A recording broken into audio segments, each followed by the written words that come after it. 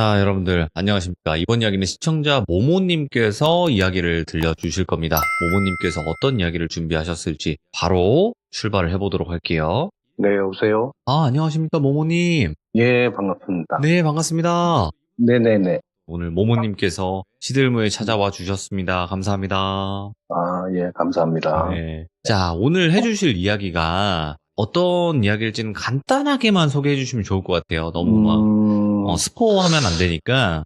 예, 그냥 굳이 키워드로 얘기하자면 너무나도 기구한 운명을 가지고 태어난 50대 중반의 남자의 이야기인데, 뭐랄까, 좀 되게 기묘한 체험을 좀 했거든요. 자, 그러면 도대체 어떤 기구한 삶이길래 모모님께서 이렇게 이야기를 전달을 해주실지는 같이 들어보도록 하겠습니다. 렛츠고! 길이십니다. 모모죠.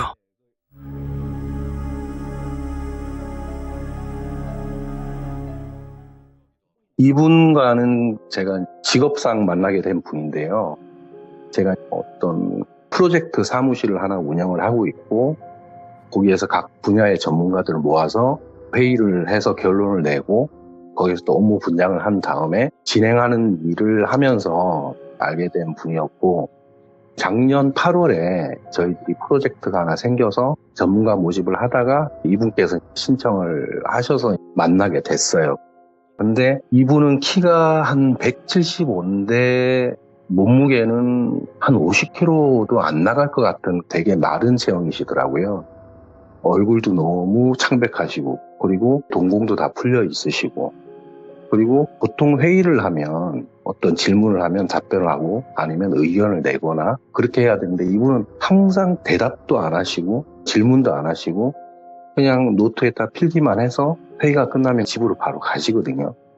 근데 저희들이 프로젝트 특성상 지방에 있는 사람들이 제가 있는 곳으로 와서 회의를 하고, 보통 대부분 회식을 하고 하룻밤을 잔 다음에 그 다음날 다 올라가시거든요. 근데 이분은 항상 회의를 끝나면 무조건 바로 그날 가시더라고요. 그래서 평소에 타인하고 대화도 전혀 없고, 그리고 어쨌든 회의에 참석을 하신다는 거는 들을 수는 있다는 거잖아요. 이분한테 제가 이제 신뢰가 될까봐 생각을 하고 있었는데, 이분이 혹시 말을 못 하시는 분인가? 저희들 일 특성상 말을 못해도 예를 들어서 문서화를 시켜서 보통 그런 컨펌을 받고 진행을 하면 되는 부분이기 때문에 업무에 대한 부분에서는 큰 지장이 없어서 일단 그러려니 했는데, 제가 있는 쪽이 지금 경상도고요. 그분이 계신 곳이 충청도거든요. 그러면 보통 차로 운행을 하더라도 한 3시간에서 3시간 반 정도? 그 정도 걸리는 거리인데도 안 쉬고 바로 그냥 가시더라고요. 그리고 사람들이 항상 그분을 보면 인사를 하면 그냥 가벼운 목례만 하고 눈을 거의 안 마주치시더라고요. 항상 시선을 피하시고. 그래서 어쨌든 이분이 같이 융화가 됐으면 좋겠다 해서 항상 회의가 있을 때마다 제가 한결같이 그분한테 보면 인사를 하고 말이라도 한번 걸면서, 여러 사람이 있는 게 불편하면 저랑 단둘이 식사를 한번 합시다라고 했는데 대답을 안 하시더라고요. 그냥 가벼운 미소로만 피하시고. 그렇게 하다가 저도 이제 결국에는 오기가 생기더라고요. 이 사람은 꼭 밥을 먹어봐야 되겠다. 그리고 이 사람이 저희 프로젝트에서 좀 핵심적인 일을 해야 되는 분이라서 따로 개인적으로 대화도 하고 싶어서 계속 제가 한 5번인가 이렇게 요청을 했는데, 어느 날 이제 5번째 회의를 하고 난 다음에 제가 그냥 이번에도 안 하시겠지 하고서 그냥 인사치레로 식사를 하십시다라고 말씀을 드렸더니 고개를 끄덕거리시더라고요. 그래서 이제 그날 이분하고 저하고 단둘이 식사를 했는데, 식사 중에서도 제가 말을 계속 했고 그냥 듣기만 하시고, 식사가 끝나니까 그냥 인사를 하고 또 집에 가시더라고요. 술도 안 드시고, 보통 9시 정도 되면 술 한잔 하잖아요, 식사하면서. 근데도 술도 한잔 안 드시고 그냥 가시더라고요. 그래서 그분하고 결국에는 작년 8월에 만나서 10월까지 이제 한 5번의 식사를 했어요. 상황은 다 똑같았고. 근데 5번째 식사를 했을 때, 그때 제가 뭘 묻지도 않았는데 이분이 입을 여시더라고요. 그분이 하시는 첫 마디가, 모모 씨는 사람을 참 편안하게 해주는 그런 재주가 있네요, 그러더라고요. 그래서 제가 좀 놀랬죠. 이분의 음성을 처음 듣기도 했고, 그래서 이 사람이 무슨 말을 할까라고 좀 궁금해지더라고요.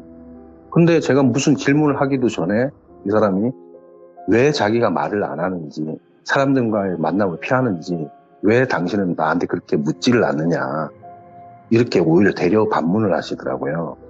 그래서 저는 뭐 거기에서 딱히 할 말은 없어서 그냥 다 이유와 사정이 있겠죠라고 말씀을 드렸더니, 잠깐 생각을 하더니 자기가 왜 사람을 만나지 않고 말도 하지 않는 이유에 대해서 설명을 해줄 테니까 한번 들어보실래요? 그렇게 얘기를 하더라고요.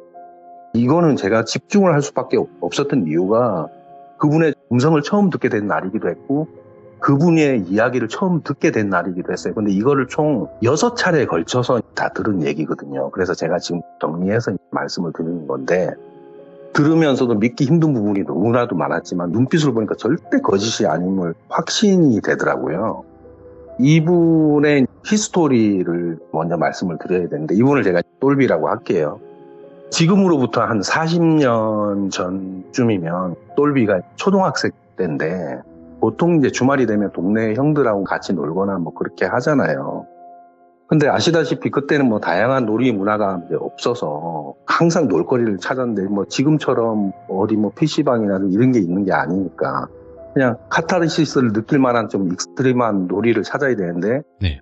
그 중에서도 가장 사내 아이들한테 그런 놀이가 산에 올라가서 전쟁놀이 하는 거, 그게 전부였거든요.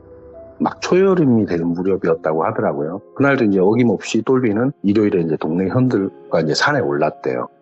여느 아이처럼 뭐 솔방울 수류탄을 던지고 작대기를 들고 뭐 총을 쏘는 신용을 하면서 전쟁놀이를 하는 중에 똘비가 엄폐물을 찾기 시작했대요. 어디 이제 숨어서 놀아야 되니까. 그때 똘비의 눈에 들어온 게 집단으로 된 움막 같은 게 보였대요.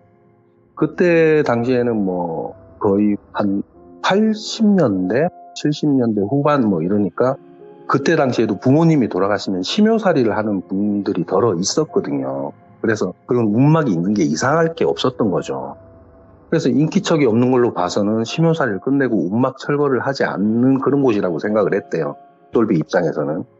그래서 똘비는 얼른 움막 안으로 들어가서 몸을 숨겼는데, 밖에서는 아이들이 막 아우성이 들리고 뭐 소리치는 소리 들고 시끄럽다가 밖이 좀 조용해지니까 똘비는 그 틈을 타서 공격을 하려고 밖으로 나가려고 할 때 발에 뭔가 탁 채이더래요.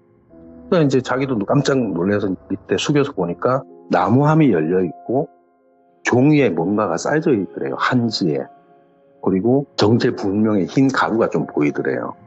근데 그때 똘비는 어렸으니까, 이제 똘비는 무심코 종이를 헤치고 가루를 손으로 만지고 놓고 별거 아니네? 이 생각하고 다시 이제 대충 종이로 덮고 그냥 그대로 그걸 두고 산을 내려왔대요. 근데 자기가 지금 생각해보니까 그게 시신을 화장한 뼈가루라는 걸 알았대요. 성장을 하고 그런 것들을 많이 보니까. 근데 그날따라 자기가 너무 심하게 논 탓인지 몰라도 여름인데도 불구하고 오한과 막 열이 동반돼 몸살 되게 심하게 앓았대요.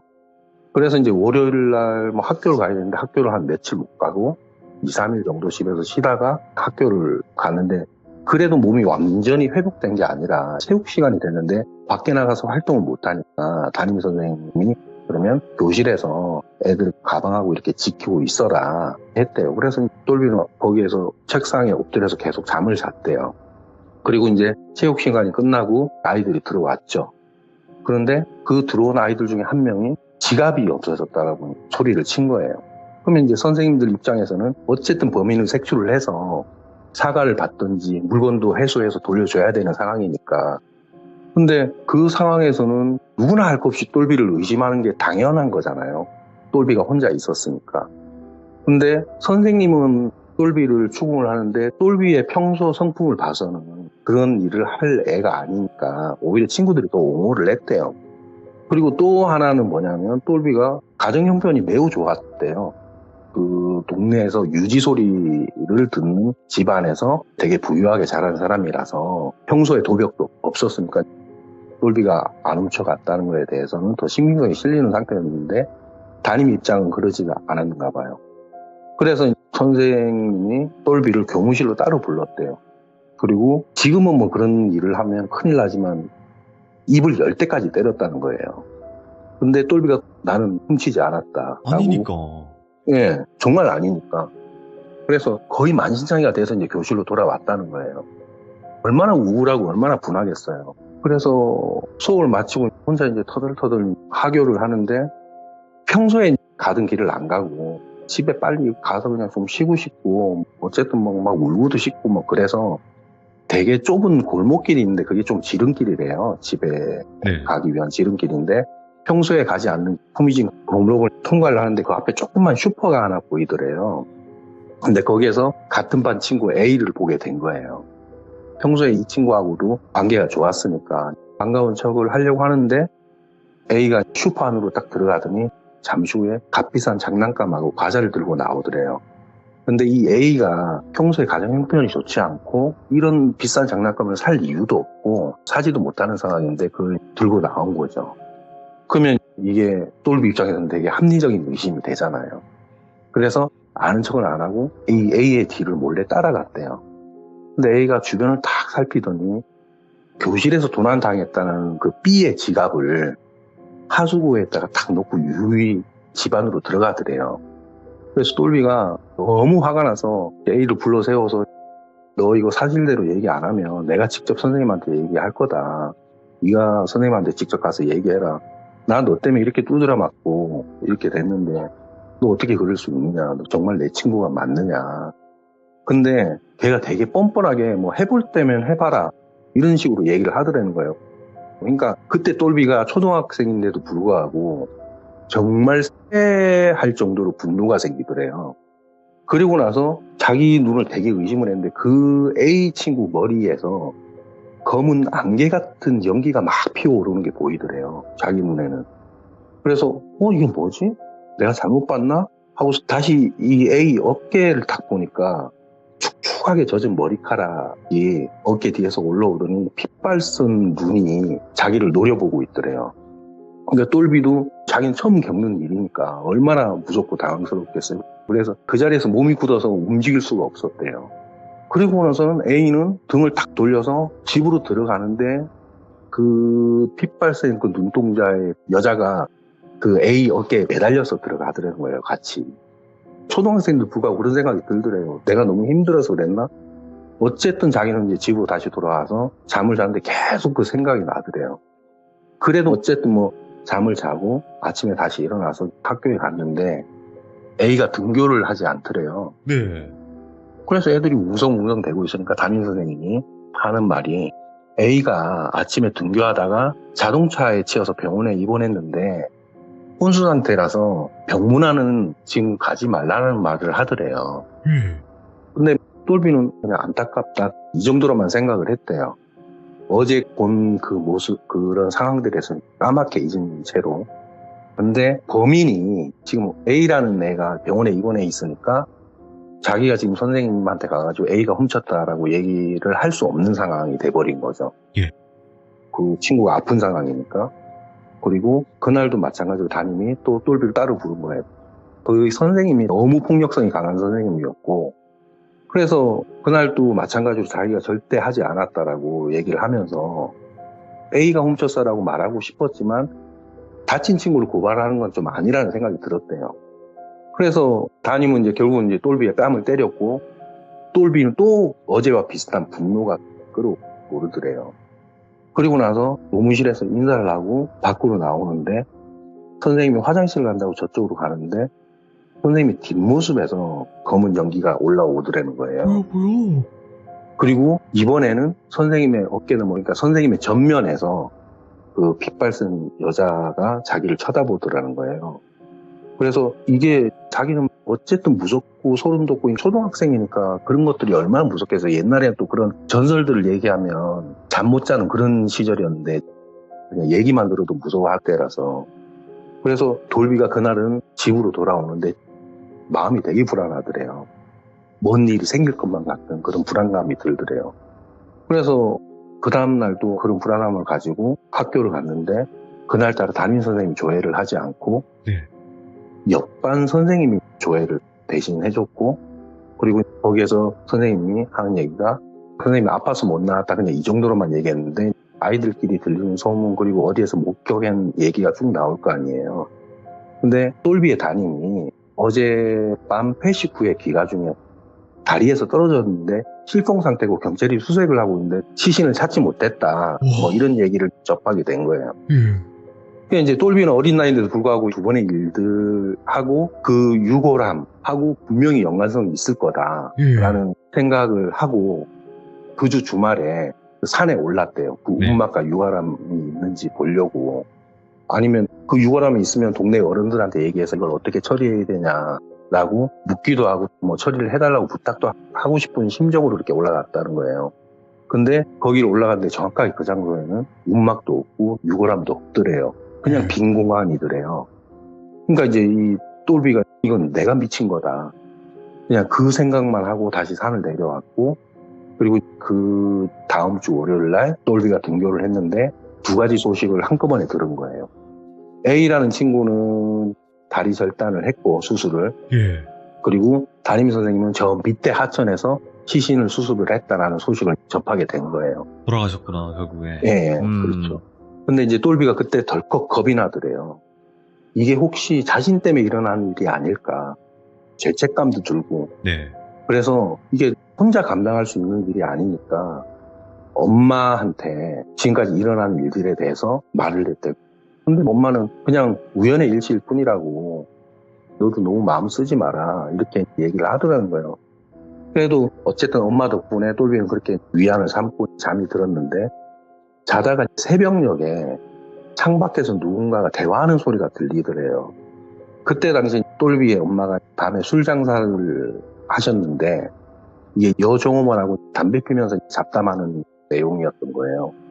얘기 내용은 뭐였냐면, 똘비가 태어날 때 너무나도 기구한 운명이 정해져 있었고 그 운명은 무당될 팔자였는데 일반 무당이 아닌 살수를 날린 무당. 그러니까 우리가 쉽게 얘기해서 흑마수, 흑마법. 양밥한다. 예, 그렇죠. 그런 운명이어서 100일도 채 안 된 애를 데리고 절에 가서 방지할 수 있는 불교식 이름과 여러 가지 의식을 했다는 거예요. 근데 이게 그런 악신은 자기가 가장 들어가기 좋은 숙주를 원하기 때문에 아마 똘비의 몸에 들어가기 위해서 운막으로 유인을 했고 결국 똘비의 몸을 숙주로 삼은 것 같다고, 구술해야 하는지 뭐 그런 대화였대요.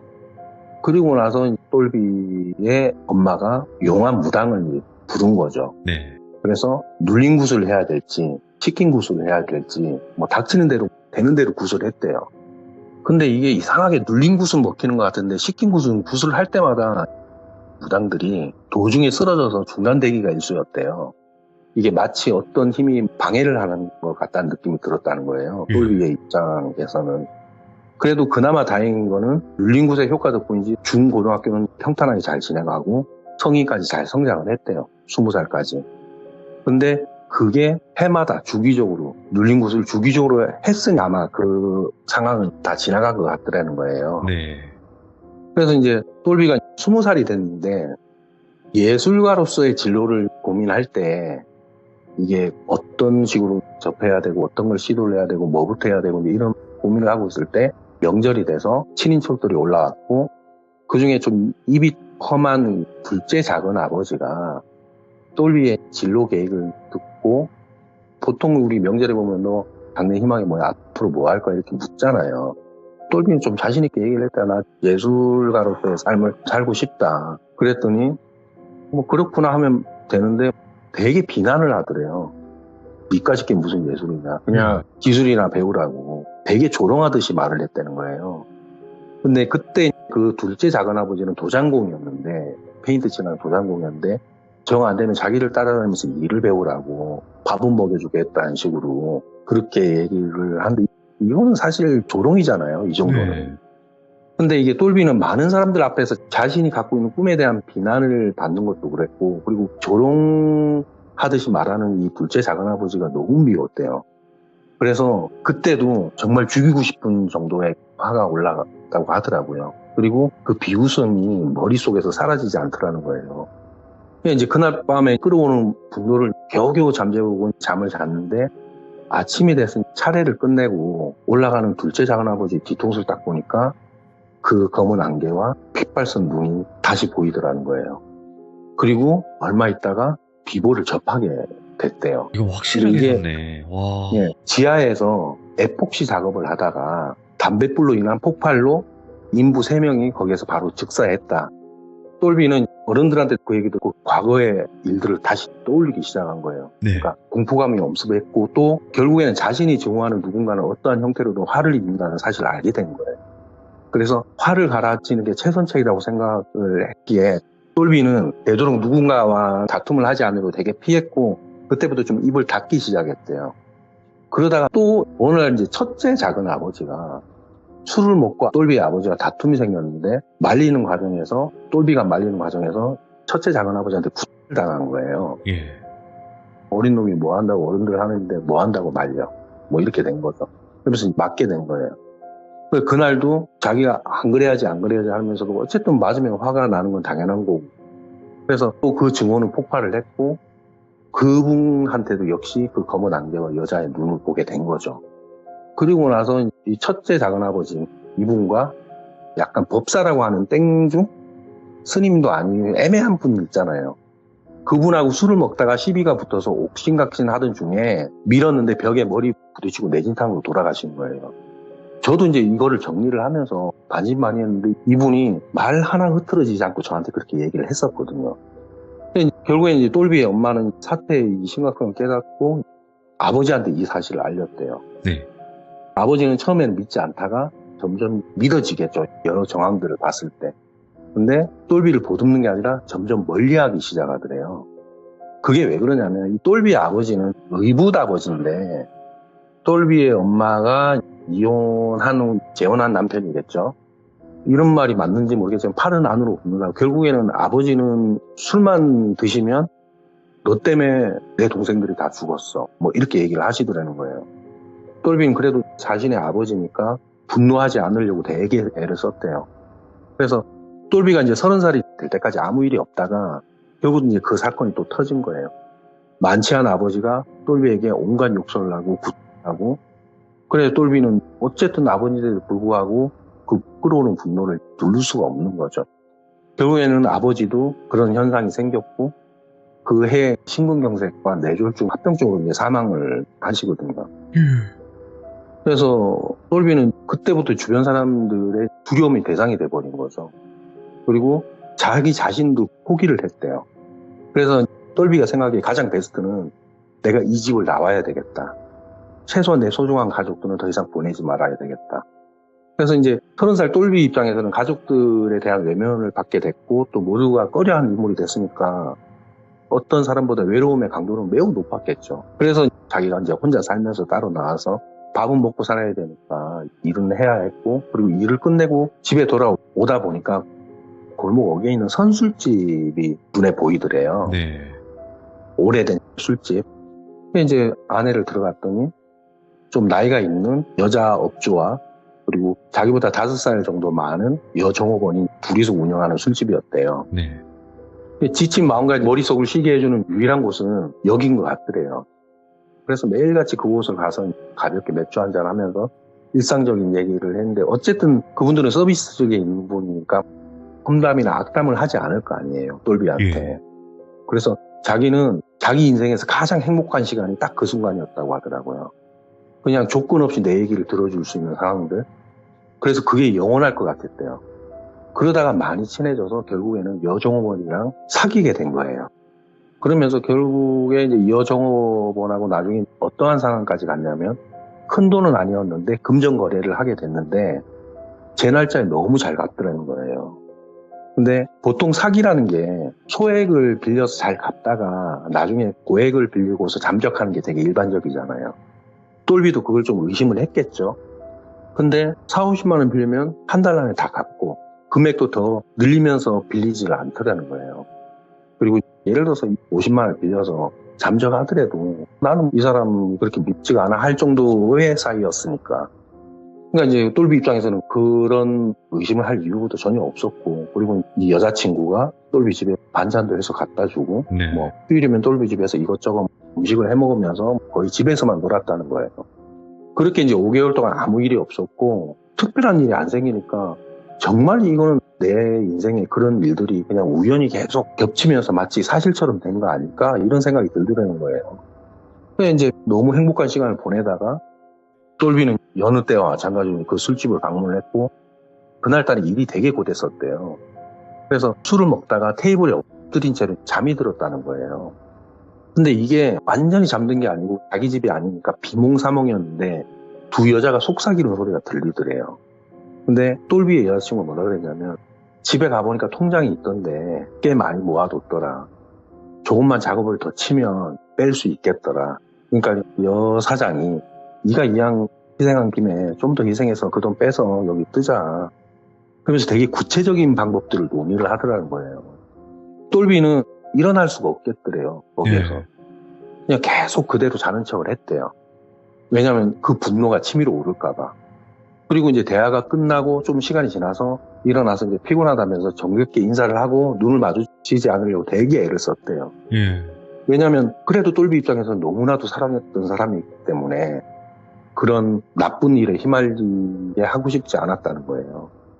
이제 문을 열고 빨리 집으로 가려고 하는데 그 여자친구, 그러니까 종업원이 똘비를 부르면서 장갑을 놓고 갔다고 장갑 가져가라 해서 똘비가 등을 탁 돌렸는데 장갑만 받아오려고 돌렸는데 종업원과 여사장 머리에서 검은 안개하고 그 핏발선 여자가 어깨에 각자 매달려 있더라는 거예요. 와, 이거는 진짜. 예. 그리고 핏발선 눈으로 계속 자기를 쳐다보는 거예요. 똘비는 이제 그 장갑만 낚아채고 걸음을 재촉했대요. 그리고 이제 그날 새벽에 잠을 자는데 동네가 되게 소란스럽더래요. 그래서 밖에 나가봤더니 소방차, 구급차, 경찰차가 와 있고 그 술집은 불에 타서 막 난리가 난 거예요. 불이 난 거죠, 그 안에서. 그리고 어느 정도 진화가 되고 난 다음에 들것에 두구의 시신이 나오더라는 거예요. 그러니까 그 여자 두 명이겠죠. 그러니까 이게 똘비는 그때 그 상황에서도 연을 잃었다는 슬픔보다는 두려움이 더 커지더라는 거예요. 진짜 미쳐버릴 것 이게 같아요. 예. 결국은 우연이 아니구나. 이제는 더 이상 우연이 아님을 확신을 했대요. 그래도 지금까지 자기의 사정을 알고 지켜주던 사람은 내 인생에 엄마밖에 없었다 생각해서 결국 이제 이 똘비가 집으로 들어가게 된 거예요. 네.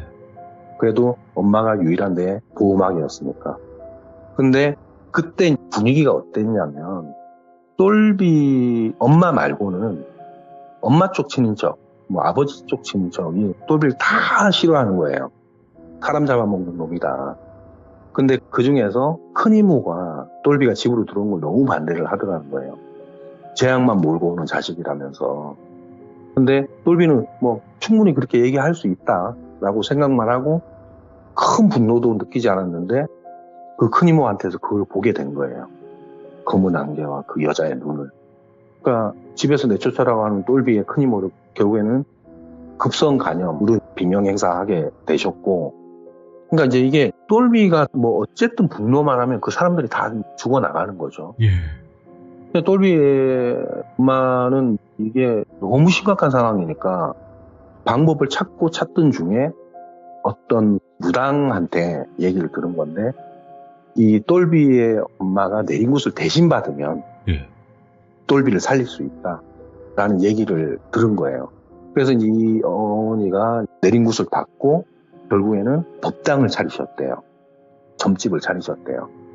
근데 어쨌든 똘비 입장에서는 그 엄마라는 분이 되게 고마운 거잖아요. 자기 대신에 희생을 하셨으니까. 예. 근데 그 법당을 차리시고 나서 2달인가? 그렇게 좀 지나서 어머니가 갑자기 폐암 말기 판정을 받았다는 거예요. 이건 또. 결국에는 폐암 말기 판정을 받고 돌아가시게 됐고 똘비의 엄마가 운영하던 법당도 운영을 할 수 없으니까 폐쇄를 해야 되겠죠. 그래도 똘비가 많이 슬픔을 하겠지만 그나마 좀 다행이라고 생각을 한 거는 결국 똘비의 엄마가 그 악신을 안고 가셨으니까 다행이라고 생각했대요. 그리고 똘비는 이제 그때 이후로 전국을 떠돌면서 생활을 했는데 그러니까 계속 새로운 곳에 가고 사람들하고 친해지면 관계가 가까워지면 또 다른 데로 떠나고 뭐 이렇게 됐다는 거예요. 예. 그러다가 이분이 우연하게 어떤 지방을 가게 됐는데 거기에서 자기 매형하고의 만남이 있었는데 매형은 평소에 이 똘비를 좀 많이 하대하는 그런 인물이었다는 거예요. 네. 그래서 그날 그 매형이 이제 술을 먹고 똘비한테 사람 잡아먹고 다닌다 뭐 이런 식으로 얘기를 했다는가 봐요. 어른들 말은 안중에도 없는 말종이라고 뭐 이런 식으로 입에 담을 수 없는 험담을 다 했다는 거예요. 근데 똘비는 그때까지 참았는데 결국에는 네 엄마도 네가 보낸 거다. 이렇게 하니까 돌비가 그 말에 돌아버린 거죠. 선을 넘었네요. 예. 네. 그래서 분노했지만 안 보면 그만이라고 생각을 하고 등을 돌리는데 이미 그 악신은 없어졌다고 생각했는데 그 매형한테서 검은 안개와 여자의 눈동자가 보이더라는 거예요. 그러니까 예. 결국에는 그 악신은 그 돌비의 어머니가 돌아가시고 그때 안고 가신 게 아니라 다시 돌비를 숙술 삼아서 다시 들어왔다라는 걸로밖에 보이지 않더래요. 너무 결국에는 끈질기다. 다시 자기한테 기생을 한다. 아니면 돌비 엄마가 돌아가시면서 빠져나와서 몸에 들어갔던지 아니면 여전히 나오지 않고 그냥 안에 들어있고 그냥 자기의 존재를 감추고 있었던지 둘 중에 하나일 거다. 네. 뭐 이런 생각이 들더라고요. 그래서 결국에는 매형이 심장마비로 사망을 하고 돌비는 집거 생활 같은 걸 했대요. 쉽게 말해서 뭐 히키코모리 네. 그런 삶을 살았다는 거예요. 그래서 이제 이 사람이 이 돌비가 타인과 부딪히지 않는 가장 좋은 방법은 대면으로 안 해도 되는 그런 직업을 택하기로 했고 그러면서 저와 비슷한 일을 하게 된 건데 이 이후에 별 탈 없이 40대 후반까지 잘 살았대요. 그리고 이게 이제 어쨌든 자기가 누군가를 만나서 그게 뭐 이해관계가 얽히건 아니면 뭐 어떤 자기한테 분노를 줄 수 있는 언행을 한다면 결국에는 자기가 분노를 하게 되면 상대방은 사망 날짜를 받아놓은 거나 다름없는데 그러니까요. 그래서 자기가 도저히 안 되겠다 해서 극단적인 시도를 되게 많이 했대요. 근데 그때 이게 희한하게 자기가 그렇게 극단적인 시도를 할 때 물리적으로 방해가 오더래요. 오? 뭐 예를 들어 끈이 끊어진다거나 아니면 그 타이밍에 누군가가 들어온다거나 예. 아니면 문을 잠궜는데도 문이 잠그면 밖에서 사람이 못 열고 들어와야 되는데 문이 열려 있다거나 그리고 경찰이 옆집에 무슨 사건이 있어서 출동을 했는데 자기를 발견했다거나 이런 일들이 생기더라고요. 그러니까 이게 마치 누가 되게 방해를 하는 것처럼 느껴지더라는 거예요. 예. 그래서 이제 돌비가 결국에는 도저히 안 돼서 지푸라기라도 잡고 싶은 심정에 정신과를 찾았는데 뭐 분노를 억누르는 치료를 받고 약을 복용하고 시작했는데 진단은 뻔했겠죠. 뭐 공황장애와 망상장애 뭐 이런 진단이 나오더래요. 어쨌든 그런 거는 뭐 정신과 의사는 너의 망상이다. 그냥 다 우연히 겹쳤는데 그게 네가 한 일이라고 생각하니까 그렇게 된 거다. 그런 식으로 뭐 약을 처방을 하고 2주에 한 번씩 정신과를 와라 뭐 이렇게 얘기가 된 거예요. 어쨌든 성실히는 갔는데 이 돌비가 그걸로 인해서 어떤 심사기관에서 근로무능력자 판정을 받게 됐대요. 예. 도저히 사회생활을 할 수가 없다. 그래서 이제 이 돌비가 기초생활수급자가 됐으니까 거기에 뭐 의료 지원비라든지 주거 지원비라든지 뭐 여러 가지 돈이 나오잖아요. 그걸로 근근히 생활을 했는데 그 수급비로 이제 생활을 하기에는 사실상 부족할 때가 너무 많더래요. 네. 그래서 이제 일을 해야 됐고 그리고 이제 뭐 자기가 철칙으로 지키는 건 입 닫고 사람과의 사적인 대화도 피하는 게 가장 좋다. 내가 스스로 죽는 것도 지금 안 되는데 그러면서 돌비가 보통 생활 패턴이 사람들이 많이 활동하는 낮에는 무조건 잠을 자고 밤이나 새벽에 일어나서 뭐 산책을 하는데 보통 비가 오면 나간대요.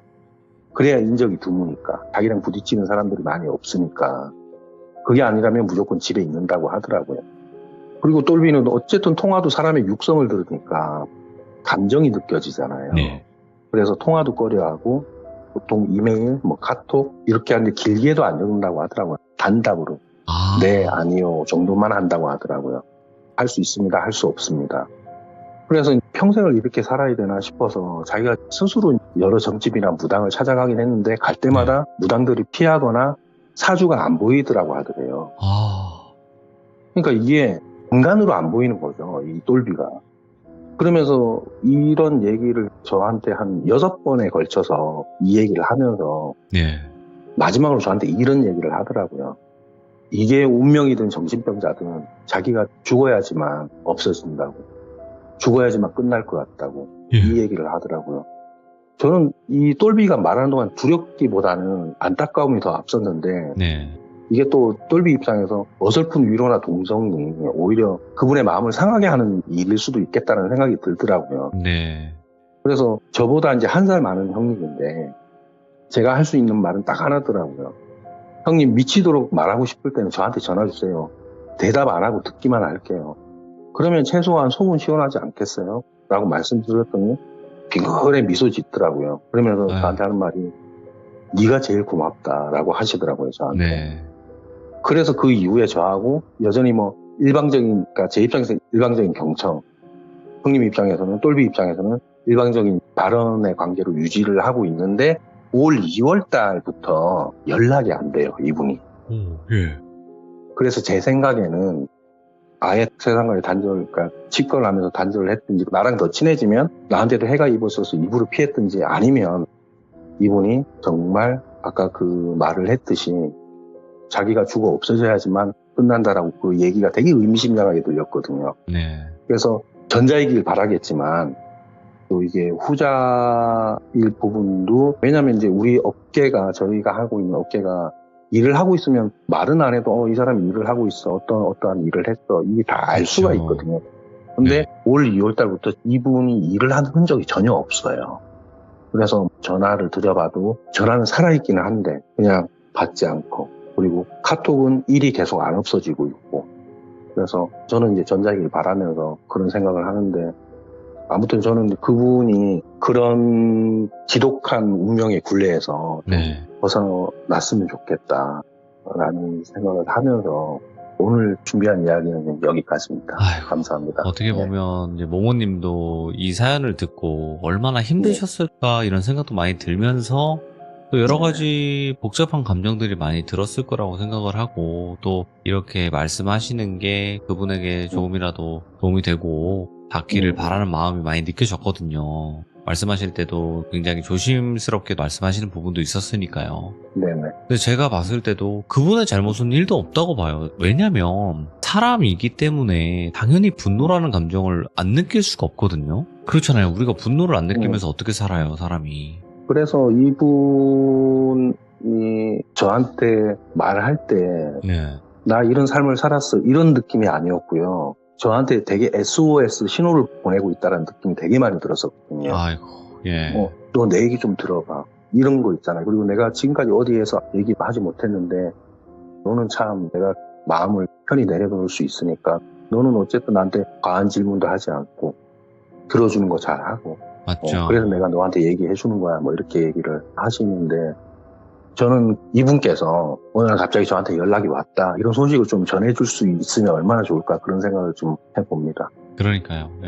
네. 이게 결국에는 분노를 느끼면 그 사람이 죽는다 혹은 다친다 이런 식으로 계속 알려지다 보면 주변 사람들이 그걸 알았을 때는 무서워서 피하는 사람도 있었을 거고, 오히려 안 믿지만 뭔가 그렇다고 하니까 더 욕하는 사람도 있었을 거고 그럴 것 같아요.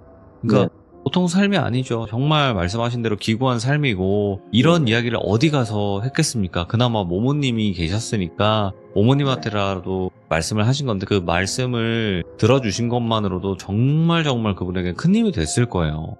그렇게 됐다면 너무 다행이에요. 네, 그래서 혹여라도 만약에라도 그분께서 이 방송을 보고 아니면 이 내용을 보고 분명히 본인의 이야기인 걸 아실 테니까, 만약에 그렇다면 모모님에게 연락 한 통이라도 그냥 뭐 분노고 느껴지지 않는 선에서만 연락 한 통이라도 하면 어떨까 이런 생각도 들고요. 오늘 모모님 이렇게 또 이야기 들려주셔서 다시 한번 너무너무 감사드리고, 말씀을 정말 잘하시기 때문에 집중을 훨씬 더 잘해서 하나하나 빠지지 않게 기억을 할 수 있는 이야기가 아니었나 말씀드리고 싶네요. 감사합니다. 네, 너무 감사합니다. 고맙습니다. 네. 자, 그리고 이제 방금 모모님께서 말씀하셨던 똘비라고 닉네임이 불렸던 그분께도 저도 한 가지 말씀을 드리고 싶은 거는, 정말 감히 어떻게 저희가 공감하고 이해를 하겠습니까? 이런 일들, 그리고 이런 삶을 사셨다는 거를 저희는 감히 공감할 수는 없습니다. 하지만 저희 또 시들무에서는 여러 가지 아픔을, 삶을 살아오시면서 역경을 겪으셨던 분들도 많이 계십니다. 그렇다 보니까 본인의 잘못이 전혀 아니고, 그리고 그렇다고 한들 사람의 감정이라는 건 그렇게 숨길 수는 없잖아요. 슬픔도 느낄 수 있고 분노도 느낄 수 있고 여러 가지를 다 느낄 수 있다고 보는데, 그 중에서 그거를 느낀다고 해서 사람이 그렇게 된다라는 거는 전혀 납득을 할 수 없는 그런 상황이 아닌가 생각을 해요. 얼마나 힘드셨을지도 조금이나마 이해가 될 수 있는 그런 이야기였습니다. 이렇게 쭉 어떻게 살아오셨는지 과정을 들어보니까 훨씬 더 공감을 할 수 있는 부분이 있지 않았을까 생각합니다. 여러분들도 이런 여러 가지 일들이 많으신 분들이 분명히 계실 거고 고민을 많이 하고 계실 텐데 주저 마시고 저에게 제보해 주시면 감사할 것 같습니다. 시청해주신 모든 분들 감사드립니다. 고맙습니다. 자, 여러분들 안녕하십니까. 오늘 드랍 더 기릿입니다. 바로 만나보도록 할게요. 네, 반갑습니다. 좋아요 한 번씩만 부탁드리겠습니다. 네. 저와 혹시 좋아요 계약이 되어 있으신가요? 네, 시들모 좋아요 요정입니다. 감사드립니다. 항상 또 이렇게 좋은 말씀 들려주셔서 감사드립니다. 고맙습니다. 아우, 그럼요. 자, 일단은 오늘 기린님께서 찾아와 주셨는데 오늘 해주실 이야기는 어떤 이야기가 될지 간단하게만 이야기해 주시면 좋을 것 같아요. 얼마 전에 들었던 얘기가 있어서 들고 와봤는데, 오호. 이게 제목은 쇼핑몰에 관련된 겁니다. 오, 쇼핑몰? 그러니까 네, 동대문 같은 그런 쇼핑몰 얘기하시는 거죠? 네, 온라인 쇼핑몰이요. 아, 온라인? 아, 네. 오케이. 요즘 온라인에서 또 많이들 구매하시는데 도대체 어떤 이야기일지는 같이 한번 들어보도록 하겠습니다. 렛츠고! 드랍더 기릿입니다. 드랍더 기리시죠.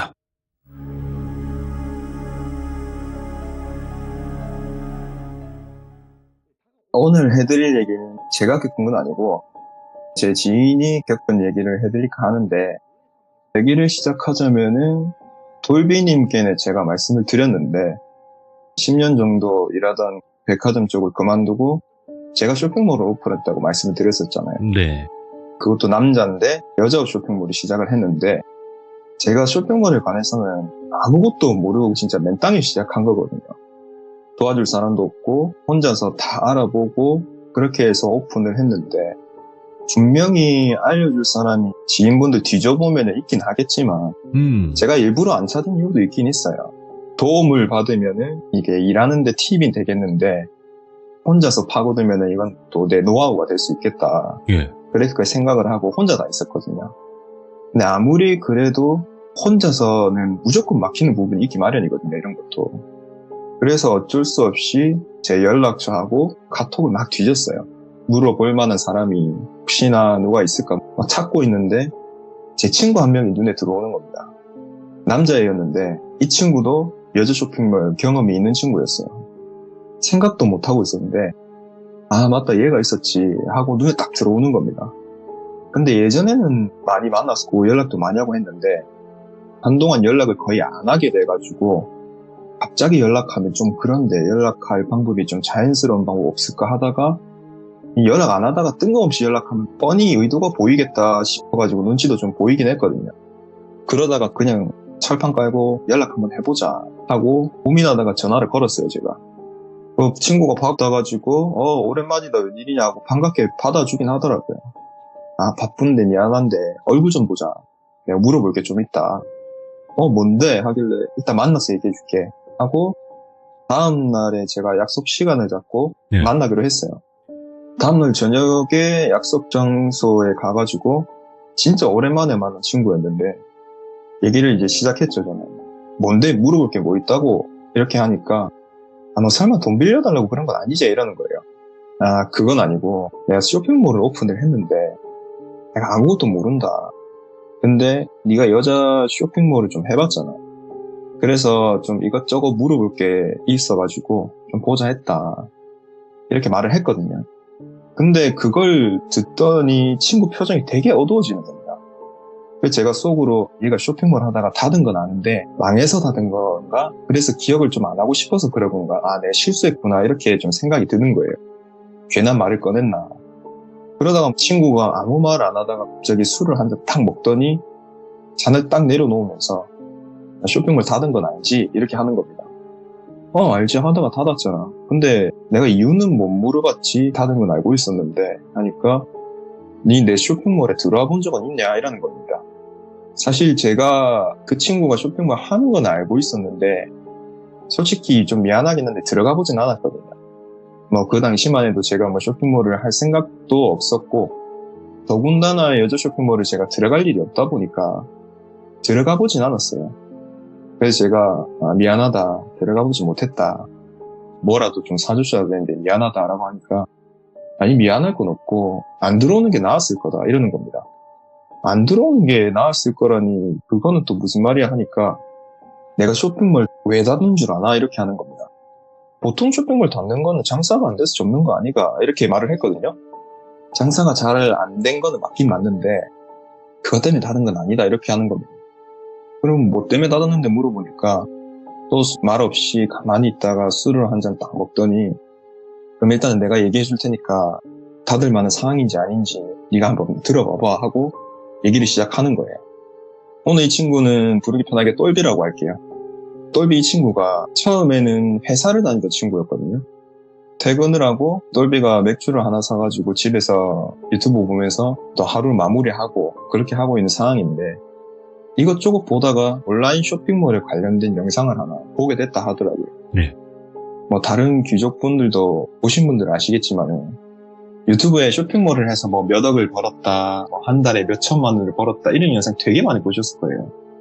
근데 이 동영상들의 특징이 뭐 다는 그렇진 않은데 쇼핑몰을 하면 다 성공해서 이 정도는 벌겠구나 이렇게 생각하게끔 만드는 영상들이 되게 많거든요. 아, 이 정도 성공을 할 수 있으면은 나도 온라인 쇼핑몰 한번 해볼까 하는 생각을 분명히 해보신 분들이 많으실 거예요. 그럴 수 있어요. 네, 솔직히 저도 뭐 그런 생각을 어릴 때 안 해본 건 아니라서 이 똘비도 그 영상을 보고 오늘 되게 많이 벌게끔 보이는 거예요. 하면은 누구나 성공을 할 줄 알았던 거죠. 솔직히 이 쇼핑몰 시장 자체가 10명이 도전을 하면 뭐 한 명이 성공할까 말까 하는 진짜 힘든 시장인데 경쟁력이 워낙 세다 보니까 진짜 살아남기도 힘든데 저도 솔직히 그걸 알면서도 모험을 좀 시작한 거지만 진짜 힘들긴 하거든요. 그러니까 똘비가 그거를 보고 아, 나도 회사를 때려치우고 이거를 해볼까? 이 정도 버는 거면 회사를 때려칠 수 있겠는데 생각을 한 거예요. 얘도 귀가 얇은 편이라 가지고 그 영상 단 하나 영상 그거에 그냥 홀라당 넘어간 거죠. 두세 개 보지도 않았대요. 한 20분짜리 영상이었나? 그거 하나만 보고 혹한 거였어요. 그래서 그날 바로 결심을 했대요. 나도 해보자. 회사 지긋지긋하니까 새롭게 도전을 좀 해보자 생각을 했대요. 네. 진짜 바보 같은 생각이거든요. 귀가 거의 백지장만큼 얇은 애예요, 얘가. 예. 그렇게 마음 먹고 다음날 회사에 가가지고 바로 그랬대요. 제 일 못 나올 것 같습니다. 회사에서는 갑자기 똘비가 이러니까 당황스러워가지고 아니 잘하다가 갑자기 왜 그러냐 하니까 사정이 있어서 좀 힘들 것 같습니다 라고만 얘기하고 쇼핑몰 오픈할 거다 이런 얘기는 전혀 안 했대요. 근데 대부분 직장이 그렇지만은 일단 자기가 나오면 자기를 대체할 수 있는 사람이 있어야 되잖아요. 그래서 바로 그만두지는 못하고 네. 대타를 구할 테니까 한 2주 정도는 더 나와라 이렇게 회사에서 말을 했대요. 아, 알겠습니다. 2주만 더 나올게요 말하고 대타가 올 때까지는 나갔대요. 보통 근데 직장을 그만둘 때쯤 되면 이렇게 말년병장이 돼버리면 일이 손에 안 잡히잖아요. 아, 또 거기 신경이 팔려있죠, 또. 그쵸. 정신이. 예. 네. 출근을 해도 진짜 일을 하는 둥 마는 둥 이렇게 했거든요. 쇼핑몰 준비에 필요한 거 이것저것만 알아보고 근데 이 친구가 자기가 아직 왜 그러는지는 모르겠대요. 남성복 말고 여성복을 팔아보자 이 생각이 들었답니다. 자기는 남자인데 남자 옷을 안 해야지 생각이 바로 들었대요. 그래서 그때부터 필요한 게 뭐고 해야 될 게 뭐고 이런 거 계속 찾아보고 있었답니다. 결국에는 그 회사 대타가 구해주고 한 2주 정도 더 나간 다음에 회사를 그만두고 본격적으로 이제 알아보기 시작했대요. 사업자 내는 것부터 하나하나 알아보고 이 친구는 또 인맥이 좀 있거든요. 이리저리 다 물어보고 시작을 했대요. 저도 그렇지만 이 친구도 남자인데 여자 쇼핑몰을 했잖아요. 네. 다른 것들 어려움도 있어서 문제에 부딪히긴 한데 저나 이 친구처럼 남자인데 여자 옷을 팔게 되면은 가장 큰 문제가 뭐냐면 모델이에요. 자기가 남자니까 남자 옷을 팔면 키가 좀 되고 한다 하면 자기가 입고 자기가 찍고 하면 큰 문제는 되지 않는데 일단은 여자 쇼핑몰이기 때문에 모델을 어떻게 해야 될지 모르는 문제에 부딪힌 거예요. 중요하죠. 네. 아, 맞다. 모델을 어떻게 하지? 이렇게 고민을 했대요. 주위에 부탁을 좀 해봐야겠다 생각을 하고 이리저리 부탁을 했는데 결국에는 주위에서 모델을 부탁할 만한 친구를 구하지 못했대요. 아, 이거 어쩌지 판은 벌려놨는데 비싼 인건비를 주고 전문 모델을 구할 만한 능력은 안 되고 아, 어떡하지 생각을 하다가 얘도 약간 설레발이 좀 심하고 해가지고 자기가 SNS에나 이런 데다가 자기가 쇼핑몰 할 거라고 막 자랑을 좀 해놓은 상태였거든요. 주위에서 기대하고 있을 건데 다 떠벌려놨는데 어떡하지 막 생각을 하다가 결국에는 SNS에다가 모델을 구한다고 올린 거예요. 전문적인 모델을 구하는 건 아니다. 그냥 뭐 같이 사진 찍으면서 뭐 놀러 다닌다 생각하고 할 사람은 연락을 달라 뭐 이런 식으로 올려놨대요. 네. 이리저리 연락은 많이 왔는데 솔직히 이게 친한 사람도 그냥 부탁하기는 미안하기 때문에 조금의 일단 정도는 생각을 하고 있었대요. 네. 근데 연락 오는 분들 대부분은 진짜 그걸로 수입을 벌어들이는 전문 모델이신 분들만 연락이 왔대요. 그러니까 자기가 생각했던 일당 페이보다 훨씬 더 높게 측정이 돼가지고 그분들을 쓰기가 힘들었던 거죠. 한 일주일 고민했대요. 아, 어쩌지 하는데 SNS로 이제 메시지가 하나 왔답니다. 뭐지 하고 봤는데 혹시 모델 구하시면은 저 정도는 어떨까요? 하면서 일당은 많이 안 주셔도 됩니다. 그냥 이 정도만 주시고 저도 해보고 싶어서 혹시 할 수 있을까요? 하고 메시지가 왔대요. 일단 메시지를 읽으니까 상대방에서 부른 금액이 뭐지? 할 정도로 낮은 금액을 불렀고 그렇게 그분 SNS 들어가 보니까 그런 낮은 금액을 부를 만한 비주얼은 아니었대요.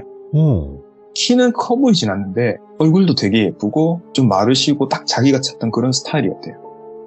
바로 답장을 해가지고 혹시 지역이 어디신가요? 같은 지역이 아니면 좀 힘들 수 있을 것 같아가지고 그렇게 하니까 답장 용걸 보니까 자기랑 같은 지역이더랍니다. 거기다가 바로 옆 동네였대요. 네. 아, 이 사람이다. 무조건 이 사람이다. 그래서 같이 하자 이렇게 답장을 보냈답니다. 여자분은 알겠다 하고 일단은 어떻게 할지 얘기부터 해보자면서 그 여자분이 적극적으로 먼저 이렇게 얘기가 나오더래요. 예. 아, 됐다. 이 정도 적극적이면은 나도 좀 편하게 할 수 있겠다. 그렇게 생각이 들더랍니다.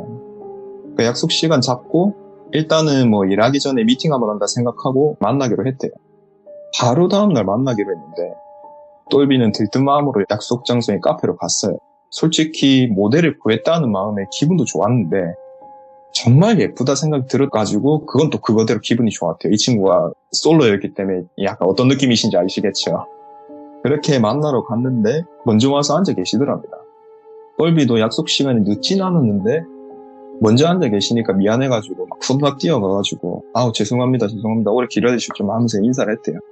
그 여자분이 웃으면서 아니요 제가 일찍 온 거고 사장님도 안 늦으셨잖아요 괜찮아요 웃는데 똘비가 그 웃음에 또 홀라당 넘어가 버린 거예요. 첫눈에 반한다는 말을 절대 안 믿었는데 와 이거 너무 머리가 띵한데 약간 이런 정도였대요. 일도 일이지만은 좀 가까워지고 싶다라는 이런 생각이 들었답니다. 일단은 정신 좀 차리고 앉아서 얘기를 또 시작했대요, 둘이서. 스케줄을 어떻게 할지, 사진 찍을 장소에 대한 것도 얘기를 하면서 막 대화를 하고 있는데 이분이 되게 낯도 안 가리고 말씀도 되게 잘하시고 성격도 좋고 약간 그런 스타일이었대요. 근데 똘비는 이 얘기는 하고 있는데 눈은 얼굴을 뚫어져다 쳐다만 보고 있었던 거죠. 예. 그러니까 그 여성분이 갑자기 사진은 뭘로 찍으실 거예요? 하고 물어보시더랍니다. 아니 폰으로 찍으면 된다고 카메라 없어도 돼요 하고 폰을 보여주는데 이 똘비 폰은 갤럭시였거든요. 네. 그걸 보던 여성분이 그럴 것 같았어요 하면서 가방에서 폰을 하나 꺼내주시더라고요. 아이폰을 하나 꺼내주시는데 자기가 공기계를 구해놨대요. 갤럭시보다는 아이폰이 좀 잘 나오지 않겠나 하면서 폰을 이렇게 내밀었대요. 똘비도 자기가 쓰는 폰을 가지고 사진 찍고 이것저것 하기에는 좀 그래가지고 다른 폰을 하나 구할까 생각을 했는데 네. 그 상황에서 이분이 공기계라면서 아이폰을 내미시니까 좀 놀라긴 했대요. 근데 아이폰은 비싸니까 죄송한데 제가 이걸 사기는 좀 그래가지고 좀 힘들 것 같아요. 여성분이 돈 안 주셔도 되고 그냥 이걸로 찍어주세요 이러는 거예요. 그래야 저도 좀 잘 나오지 않겠어요 하고 막 웃더랍니다. 제대로 구했다. 이분이 나보다 더 적극적이구나. 감사히 받겠습니다. 열심히 찍어볼게요 하고 폰도 켜져 있었는데 진짜 공기계더래요. 그러니까 와이파이를 잡아야 카톡이나 이런 거 다 할 수 있는 그런 공기계였던 거죠. 좋다 하면서 가방에 집어넣고 충전기도 또 따로 주셨대요. 일단은 얘기 마무리하고 연락 드릴게요 하고 그 여성분은 가시고 똘비는 카페에 앉아가지고 모델도 구했고 다른 거 마무리하면 되겠다 싶어서 아까 받은 아이폰을 꺼내가지고 막 보기 시작했대요. 중고인가 새건가 하면서 막 보고 있는데 시험 삼아 사진 한번 찍어볼까 해서 그냥 그 카페 실내를 대충 한번 몇 번 찍어봤답니다. 화질도 요겸 해가지고 아이폰 화질 장난 아니구나 하고 찍은 사진들 확인해봐야지 하고 앨범에 딱 들어갔는데 방금 자기가 찍은 카페 사진을 확인하려고 들어갔는데 자기가 찍었던 사진들이 만약에 한 5개 정도 된다. 그럼 공기계니까 사진이 5개 있어야 되는 거잖아요. 근데 6개가 있는 거예요. 뭐지? 했는데 까만 색깔 사진이 하나 딱 들어가 있었어요. 아예 그냥 까만 색깔. 폰을 안 켰을 때 폰 액정 그냥 시커먼 것처럼 그렇게 까만색 사진이 하나 있었대요. 뭐지? 중고인가? 클릭하고 확대를 해도 그냥 까만색이더래요. 근데 이 친구는 아이폰을 처음 보기 때문에 기본적으로 들어가 있는 사진이구나. 별 생각 안 하고 폰 닫고 집에 갔답니다. 집으로 가서 그 여자분 연락처도 있으니까 카톡을 보냈대요. 이틀 뒤에 몇 시에 시간 되시냐. 옷 주문해가지고 내일 도착하는데 이틀 뒤에 제가 몇 개 준비해서 가겠다 하니까 여자분이 알겠다. 그때 시간 되니까 어디로 갈게요 이렇게 했대요. 아니라고 자기가 데리러 가겠다 이렇게 말을 했는데 뭔가 좀 적은 돈을 드리는 거니까 미안하기도 하고 해가지고 자기가 이제 모시러 가겠다 이렇게 된 거예요. 그 여성분이 괜찮다. 집에서 가까우니까 그냥 걸어가겠다 했는데 제가 가는 길이니까 태워가겠다 계속 이렇게 했는데 여성분은 괜찮다 하다가 그것이 이제 카톡을 치는데 한창 웃으면서 이모티콘까지 써가면서 말하다가 아무것도 없이 단어만 딱 말하면 되게 무서운 느낌이 드는 그런 거 있잖아요. 그런 식으로 여자분이 웃으면서 괜찮다 말하다가 똘비가 계속 모시러 간다니까 괜찮다니까요 딱 이렇게만 보냈대요. 6글자. 똘비도 이게 좋은 분위기는 아니구나. 이게 내가 실수한 건가? 그래가지고 알겠다 그러면 거기에서 뵐게요 하고 그렇게 말을 하니까 여자분이 또 웃으면서 알겠다고 이틀 뒤에 거기서 뵐게요 그렇게 하더랍니다. 이분 분위기가 확 바뀌네. 순간 좀 무서웠네 이렇게 생각이 들더랍니다. 내가 고집부려서 그렇겠지 생각하고 다음날이 돼서 사진 찍고 옷들이 내려와가지고 정리도 하고 첫 업로드를 할 옷들을 골라가지고 주섬주섬 담았대요. 네. 그리고 폰에 사진을 또 많이 찍어야 되니까 충전도 100% 시켜놓고 정말 설레는 마음으로 잤답니다. 다음날 옷 담은 가방도 들고 나가가지고 차에 싣고 약속 장소로 갔는데 처음에는 어떤 공원에서 찍기로 했대요. 거기서 시작하자 이렇게 해가지고 만나기로 했는데 약속 시간이 한 10분 지났는데 안 오더랍니다. 왜 안 오지? 하고 연락을 해볼까 싶어서 폰을 딱 꺼내는데 앞에서 안녕하세요 소리가 들리더래요. 고개를 드니까 그 여자분이 서 계시더랍니다. 예 안녕하세요 인사를 드리고 얼굴을 봤는데 표정이 처음 봤을 때보다는 약간 어두웠대요. 어디 몸이 안 좋은 건가 싶어가지고 어디 안 좋으세요? 오늘 찍지 말까요? 이렇게 하니까 이 잠을 못 자서 피곤해서 그렇다. 괜찮다 하고 제가 입을 옷이 어떤 거예요? 이렇게 물어보시더래요. 이거예요 하면서 가방을 열어서 보여주고 옷은 차에서 갈아입으시면 되고요. 밖에서 절대 안 보이니까 걱정하지 마시고 안에 블랙박스도 없으니까 그거 따로 걱정 안 하셔도 돼요. 이렇게 하고 차로 갔대요. 똘비 차가 서팅 진짜 진하게 돼 있거든요.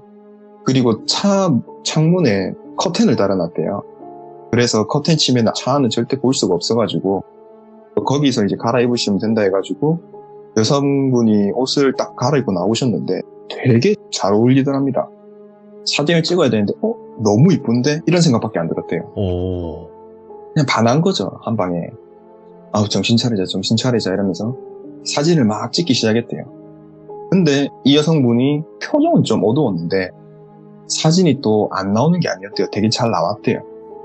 얼굴 표정은 좀 어두웠지만은 그 분위기나 포즈 자체가 너무 잘 어울리면서 매치가 되게 잘 됐다는 겁니다. 네. 사진 되게 잘 나오더래요.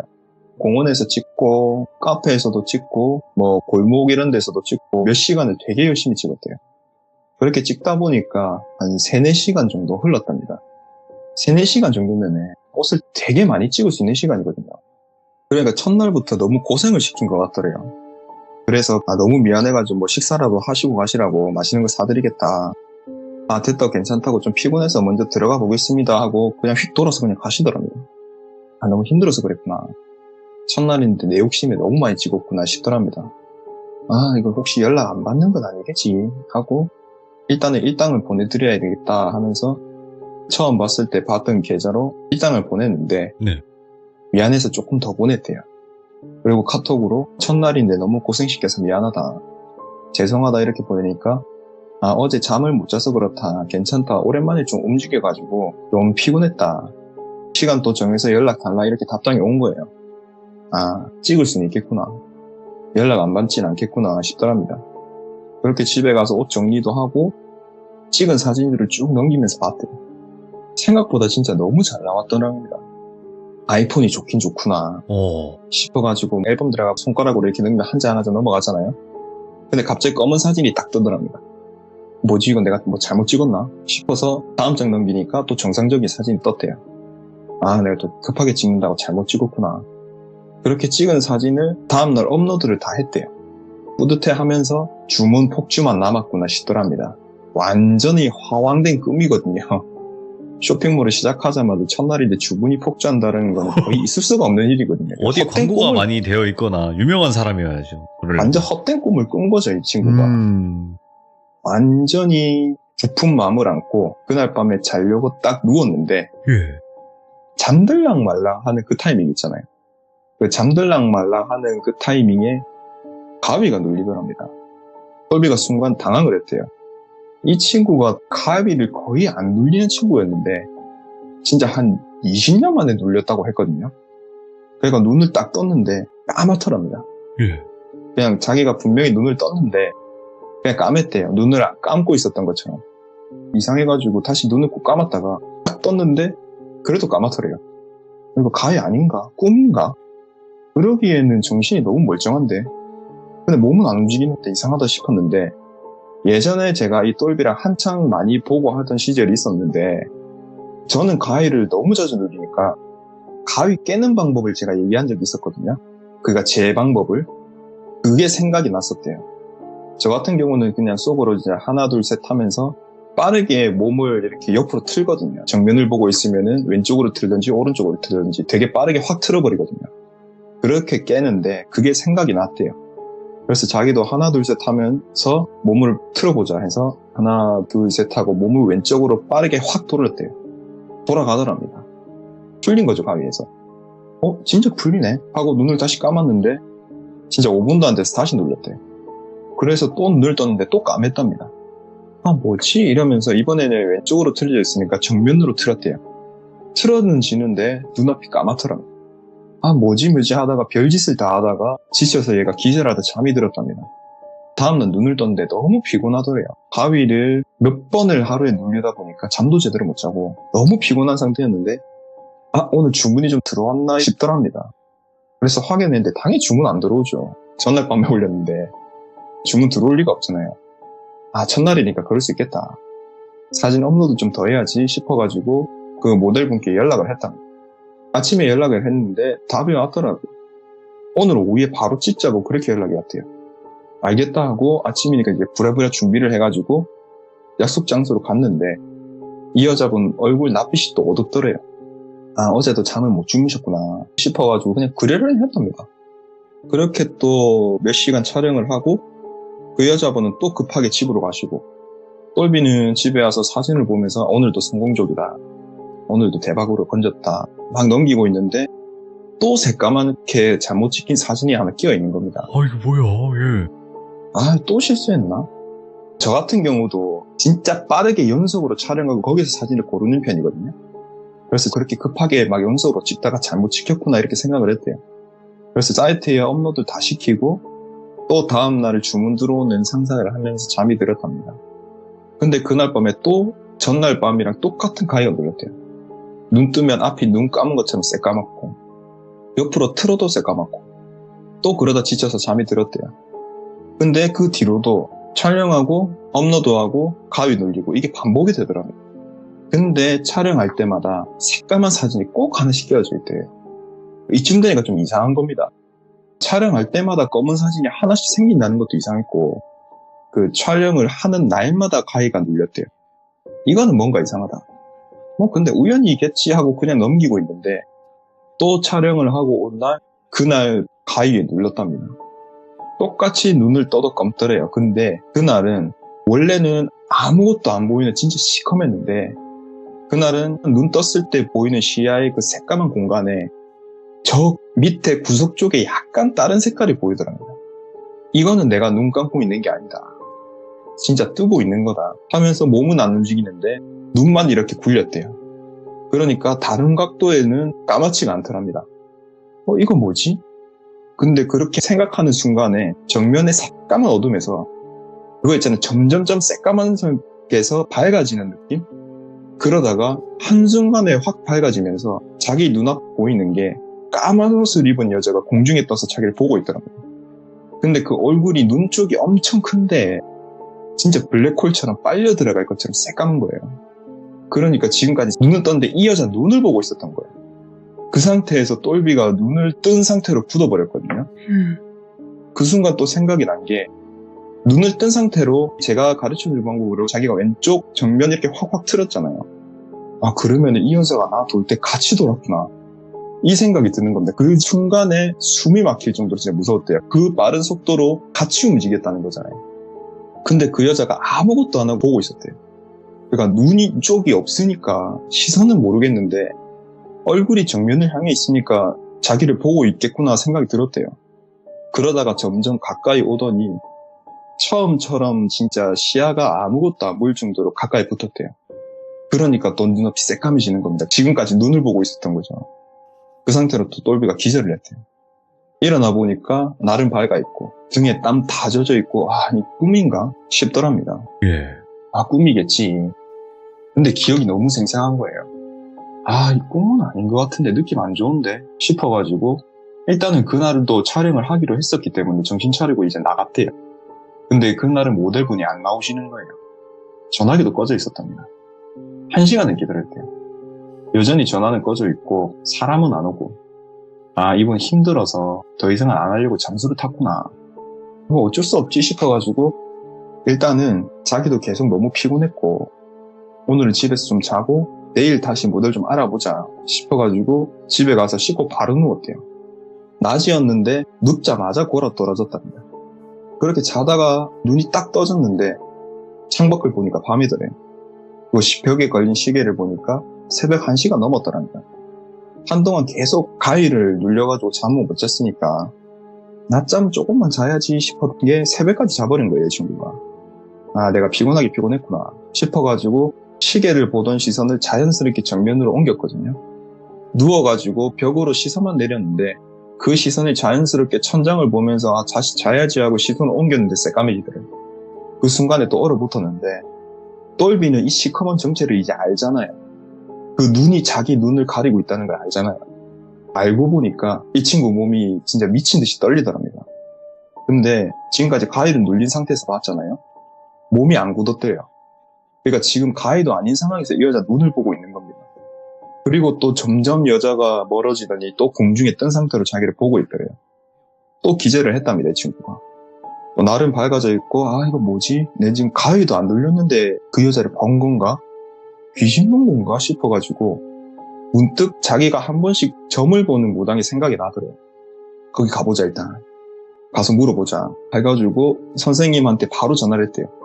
전화해서 다짜고 얻자. 선생님 지금 가능하세요? 이렇게 물어봤대요. 앞뒤 다 자르고. 그러니까 그 무당이 아니 갑자기 전화해서 지금 되냐니 그럼 뭔 소리야? 이렇게 말하시더니 갑자기 가만히 아무 말도 안 하시고 가만히 정적이 그러더래요. 끊겼나? 여보세요 선생님 하면서 막 이렇게 말하니까 지금 당장 튀어와 이러면서 끊으시더래요. 뭣도 모르고 똘비는 일단 자기가 들고 다니는 가방 하나 들고 바로 달려갔다며. 그리고 문을 딱 열고 들어가는 순간에 그 무당이 고개를 약간 밑을 내리고 있고 눈만 치켜 들어가지고 이제 보는 그 시선 있죠. 그렇게 치켜 뜨더니 너 대체 뭐하고 다니냐 이러는 거예요. 앞은 보이냐? 이렇게 말했대요. 무슨 말씀이세요? 앞이 왜 안 보여요? 이러니까 이 지금 어떤 여자가 너한테 붙어서 그 여자 눈이 네 눈을 가릴 만큼 붙어있는데 앞은 보이냐? 이러는 거예요. 그 똘비가 너무 놀래가지고 바로 뛰어가서 무릎 꿇고 이 여자 누구예요 선생님? 저 진짜 무서워 죽겠다고 가위 눌릴 때만 봤는데 어제는 가위 안 눌려도 보였다 이러니까 선생님이 슥 자기를 보더니 가방 내놔봐 이러는 거예요. 그 가방을 드렸대요. 막 뒤적뒤적 하더니 휴대폰을 꺼내는 겁니다. 이런 거 왜 들고 다녀 이렇게 하시는데 그게 똘비 핸드폰 말고 그 사진 찍는 용도로 썼던 그 아이폰 있잖아요. 그 폰이 왜요 선생님 이렇게 하니까 내가 지금 일정이 있었는데 아까 네 전화 받고 바로 튀어오라고 한 거라고. 그 왠 줄 아냐 이렇게 물어보시더래. 아니요 저는 모르죠. 제가 걱정돼서 그러신 거 아니에요. 그러니까 아까 네 전화 받고 전화기 너머로 들리는 말이 뭔 줄 아냐. 전화기 너머로 어떤 목소리가 들리는데 진짜 손톱을 칠판으로 끓는 그 톤으로 전화 끊어. 조금만 더 하면 돼 전화 끊어. 조금만 더 하면 돼, 전화 끊어. 이거 계속 반복해서 들렸대요. 그래서 오라고 한 거라고. 저 방에 혼자 있었는데요 하니까 네가 지금 다 알고 그 여자겠지. 근데 니 지금 니 몰골을 봤냐 이러던 거예요. 무슨 몰골요 하니까 무당이 이렇게 거울을 내밀었대요. 보니까 진짜 당장 쓰러져도 안 이상할 정도로 몰골이 처참했답니다. 살은 언제 빠졌는지도 모르게 광대가 튀어나올 정도로 빠져있고 진짜 다크서클은 거의 인중까지 내려와 있고 이게 진짜 사람 몰골인가 싶더랍니다. 자기도 자기 얼굴을 본 게 오랜만이었다는 생각이 들더래요. 선생님 그러고 보니까 저 거울을 한동안 안 본 것 같은데요 이렇게 말을 했대요. 안 본 게 아니라 못 보게 막은 거야. 그리고 너는 뭐 하고 다니길래 죽은 사람 폰을 들고 다니냐 이렇게 하는 거예요. 그래서 아니 그게 아니고 하면서 똘비가 지금까지 있었던 일을 쫙 얘기했대요. 쫙 하니까 가만히 눈을 감고 조용히 계시는데 갑자기 그 아이폰 말고 똘비 자기 폰이 울리더래요. 보니까 그 똘비 친구였다는 겁니다. 선생님 잠시만요 하니까 무당이 눈을 감은 채로 손으로 이제 전화 받으려는 제스처를 이렇게 딱 하시더래요. 그 똘비가 여보세요 하고 받았대요. 그러니까 친구가 하는 말이 야 쇼핑몰 오픈했다며. 뭘 팔겠다는 거냐 이렇게 하는 거예요. 무슨 말이야 그게 이러니까 야 쇼핑몰을 올렸으면은 옷을 올려야지 무슨 옷은 없고 베개만 저리 찍어놨냐 이러는 거예요. 뭔 소리냐고. 내가 지금 옷을 몇 개를 올렸는데 야 너 지금 사이트 들어가봐 지금 어찌 돼 있는가 하고 알겠다 잠깐만 하고 전화를 끊고 자기 폰으로 사이트를 들어가 봤대요. 근데 거기에 있는 게 옷을 입은 모델 사진이 아니라 진짜 배경들만 올라가 있는 거예요. 그리고 똘비가 놀래가지고 선생님 이거 어떻게 된 걸까요 하고 폰을 보여주면서 이렇게 했는데 분명히 모델을 찍었는데 선생님 이거 배경만 있는데요 이렇게 말을 했대요. 그러니까 순간에 눈을 딱 뜨시더니 이 폰 열어서 사진 좀 보자 이러면서 아이폰을 가르치시는 거예요. 업로드를 했기 때문에 사진은 폰에 다 남아있을 거잖아요. 네. 그 폰 잠금을 열고 앨범에 들어갔는데 거기는 모델은 하나도 없고 배경 사진밖에 없는 겁니다. 이야, 남들이 볼 땐 배경 파는 것 같네. 예. 똘비는 너무 놀래가지고 막 어버버거리고 있는데 무당이 한숨을 푹 쉬더니 지금까지 귀신 데리고 사진 찍으러 다녔다고. 그러니까 이렇게 찍힌 게 하나도 없지. 그리고 이 검은 사진들 이건 왜 안 주고 있는 거냐 이렇게 하니까 이거 잘못 찍은 거라고. 나중에 사진 정리할 때 지워야지 하고 놔둔 거예요 하고 무당은 앨범을 한참 보시더니 이거 잘못 찍힌 거 아니고 내가 부적 하나 써줄 테니까 이 폰 당장 어디 조용한 데 가서 불태우고 이 부적도 같이 태우라고. 자세히 봐 이 시커먼 게 뭔지 하고 그거 봤거든요. 자기가 찍은 사진들 사이사이에 들어가 있는 그 검은 사진 그거를 보다가 무당을 딱 쳐다봤거든요. 네. 그러니까 무당이 그거 잘못 찍은 거 아니야. 그 사진이 왜 들어가 있는지는 나도 잘 모르겠는데 뭔지 알겠지? 하고 이렇게 물어보더랍니다. 그건 잘못 찍힌 게 아니라 지금까지 가위 눌렀을 때 자기가 본 그 귀신의 눈이었던 거예요. 와. 근데 그 순간에 근데 이거 하나는 아니야 이렇게 하는 거예요. 이거 대체 누가 준 거냐? 진짜 이런 건 나도 처음 봤는데 앨범을 쭉쭉 올리시더니 그 제일 처음에 폰을 받았을 때 카페를 찍었는데 처음부터 있었던 그 검은 사진이 하나 있었다 했잖아요. 이거는 그거 아니야 자세히 봐 이렇게 말을 하길래 봤는데 분명 검은 화견인데 이렇게 아무것도 없는데 갑자기 이렇게 생각이 들더래요. 진짜 아주 흐릿하게 보이는 게 있는 겁니다. 무슨 형체가 정확하진 않는데 선생님 잠시만요 하고 사진을 밝기 조절을 해봤대요. 완전 선명하지는 않는데 알아볼 수 있을 정도로 밝기 조절하니까 형태가 나타나긴 했는데 부적이더랍니다. 부적을 엄청 어둡게 한 사진이었더래요. 똘비는 그걸 보고 너무 놀라서 폰을 떨어뜨리고 그 무당을 딱 쳐다봤는데 이 폰 준 여자 참 신선하네. 야 이런 방식을 오랜만에 본다. 근데 죽은 사람 폰이고 이걸 왜 니한테 준 건지는 잘 모르겠다. 근데 조금만 더 있었으면 니는 그냥 아무도 모르게 집에서 그냥 조용히 갔을 것 같은데. 그리고 내 생각인데 이거는 귀신한테 니를 떠다 바친 느낌이라고.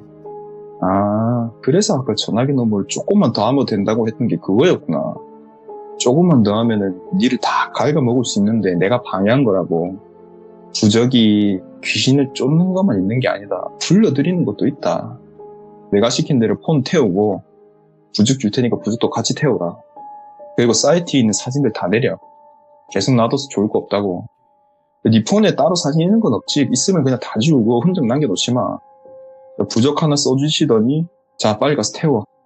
그건 괜찮아질 거다 하고 그걸 받고 똘비는 진짜 바로 나와가지고 차로 막 모르는 길도 막 구석구석 가가지고 어떤 공터를 하나 찾았대요. 거기서 진짜 막 떨어져 있는 이 나무 이파리 뭐 나무 이런 거 끌고 모아가지고 그냥 불 붙여가지고 폰을 그 상태로 던져버렸다더라고요. 부적도 같이 태우고. 그리고 그 여자 번호가 있어서 전화를 해봤지만은 당연히 없는 번호고 뭐 SNS 계정 이런 것도 다 없어진 거고 그렇게 충격이 너무 커가지고 이 친구가 사진만 내린 게 아니라 쇼핑몰 자체를 그냥 아주 빠른 시간에 폐업을 했거든요.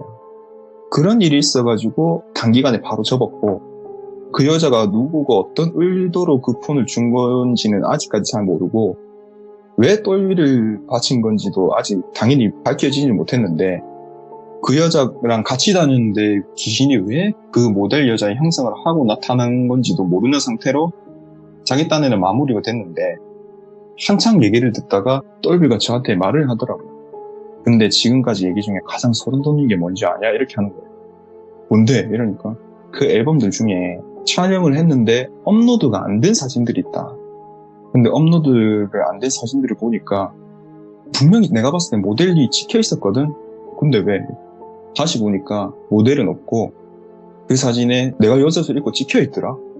그렇다는 거는 누군가는 날 찍었던 건데 그거에 대한 기억은 전혀 없다고. 그리고 야 이걸 업로드를 했다 생각해봐라. 내가 전국적으로 변태라고 광고를 하는 꼴이었을 거 아니냐고. 그게 제일 소름이었다고 말을 하더라고요. 저는 이거 얘기 듣고 솔직히 가에 눌리려고 빠르게 옆으로 틀었는데 그 속도를 따라서 움직였다는 게 제일 진짜 소름이었거든요.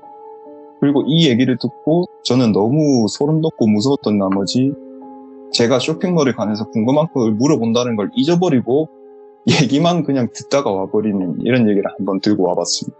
이거는 홀린 것도 홀린 거지만 정말 어떻게 이런 일들이 있을까 싶기도 해요. 그분은 정말 황당할 수도 있고 무섭기도 하고. 자기는 모델이 옷 입혀서 사진 찍었는데 정말 예쁜 배경들만 찍혀 있으니까. 그쵸. 그리고 심지어 본인이 입고 찍혀 있는 것도 있으니까. 그쵸. 그거를 누가 찍어준지도 모르고 누가 분명히 찍어줬으니까 그렇게 있다는 건데 자기가 뭐 셀카봉이나 뭐 삼각대 이런 걸 들고 다니는 것도 아니었거든요. 그것도 아직까지 풀리지 않은 상태로 끝이 났고 그래서 아예 쇼핑몰을 폐업을 했다더라고요. 진짜로 드랍더기님께서 말씀을 해주셔서 이런 내용도 안 거지만 그런 경우도 있대요. 마네킹에 관련된 귀신 괴담 같은 거 많잖아요. 그쵸. 그러니까 쇼핑몰을 하는데 마네킹을 세워놨는데 뭐 거기에 마네킹이 원래 4개인데 5개가 있었다 밤에는 막 이런 느낌으로. 그쵸. 그러니까 모르겠어요. 이게 사람 옷에 관련된 거다 보니까 이 옷에도 귀신이 많이 붙는다고도 하는 것도 있는데 이거는 도대체 뭘까? 이런 것도 생각이 나고. 그리고 그 입금을 한 내역도 없는 거잖아요, 결국에는. 아, 그쵸. 그것도 찾아봤는데 제가 그걸 물어봤었어요. 야, 네. 입금 있으면 그게 입금 내역이 있을 거 아니야? 그렇죠. 없었대요. 자기가 돈을 제가 직접 그 내역을 봤거든요. 네. 거기서 돈을 빠져나간 흔적 자체가 없어요. 아, 그러니까 한마디로 홀려서 본인이 그 귀신의 세계 안에 갇혔던 것 같아요, 느낌상. 그쵸. 그리고 자기는 업로드를 하고 몇 번의 사이트를 들어가 봤는데 자기 네. 눈에는 정상적인 사진들밖에 없었던 거죠. 오늘도 정말 이 무더운 정말 막 38도, 7도 막 이렇게까지 되는 이 여름에 또 시원하게 해주셔서 감사드립니다. 정말 고맙습니다. 감사합니다. 네, 감사합니다. 네. 자, 여러분들 쇼핑몰 하시는 분들 아까도 생각보다 많이 계셨었어요. 여기 현업을 하고 계신 분들도 많이 계셨을 텐데 모르겠어요. 귀신보다는 현업을 하면서 현실이 더 무섭다고는 하겠지만 이런 일들도 있었다. 정말 소름 끼치는 일들도 있었다. 라고 들어주시면 좋을 것 같고 우리 시청자분들도 이런 일 없이 장사 대박 나시길 다시 한번 바라봅니다. 시청해주신 모든 분들 고맙습니다. 감사합니다.